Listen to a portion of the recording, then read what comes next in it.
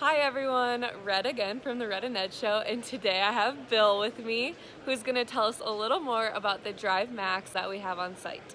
We're going to go over our DriveMaxx a little bit. You can see what we run with two motors. We have a pass-through gearbox.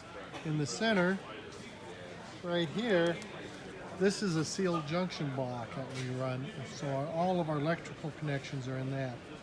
We run all smart wire, the same type of wire that we use for our 4500s in traps. We've been using this for a number of years. And then this will be our receiver box here. You can operate it, the system at this point.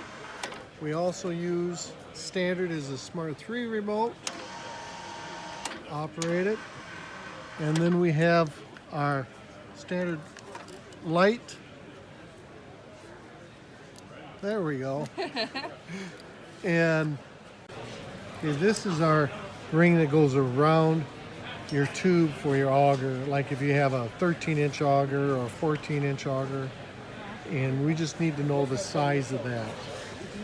We also have with our wiring, so you get 12 foot that comes with the receiver. Then we have another 30 foot of wiring that goes back to the tractor battery. We also run then the male and female connector. Watching this, we're in 1601 here at the Nebraska Power Farming Show. Bye! Thank you.